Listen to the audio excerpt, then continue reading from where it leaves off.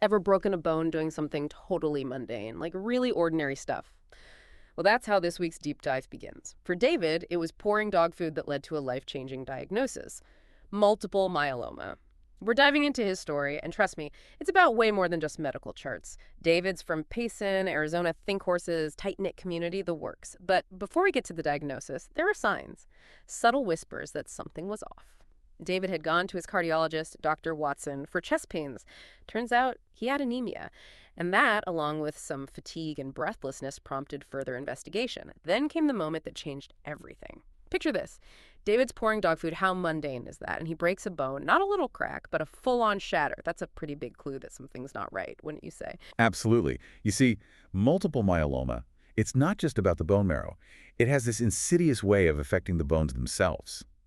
The cancerous plasma cells, they release these substances that mess with the normal bone-building process, making them incredibly fragile. So a fracture, particularly from a low-impact event, can be a major red flag. And that's exactly what it was for David.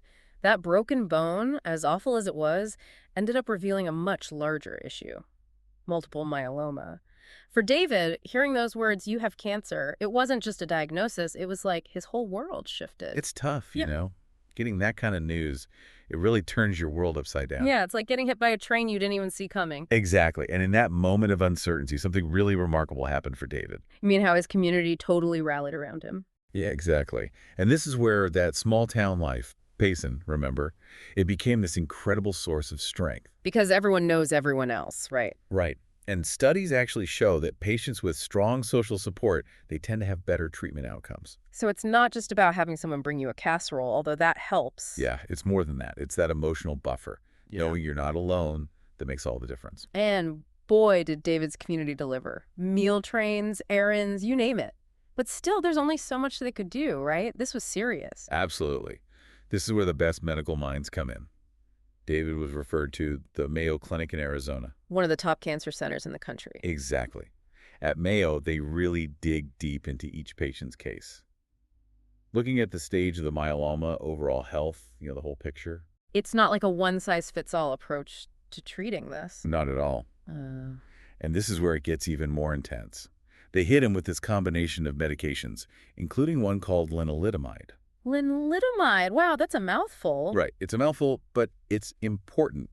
It's what we call an immunomodulatory drug. Meaning? Instead of attacking the cancer cells directly, it boosts the body's own immune system to fight the myeloma. So it's like giving your body's own defenses a supercharge, huh? Exactly. And it's been remarkably successful in many cases. That's got to be encouraging, right? To have that kind of weapon in your arsenal. Absolutely. But even with the best doctors, the support, David's journey, it wasn't easy. There were bumps in the road? More than bumps. Huh. He faced setbacks, infections, you name it. He even contracted COVID-19. Oh, wow. Talk about bad timing. It's a harsh reminder for anyone with a compromised immune system, like those undergoing cancer treatment. Even a common cold can be scary. You don't have the same defenses as a healthy person. Exactly.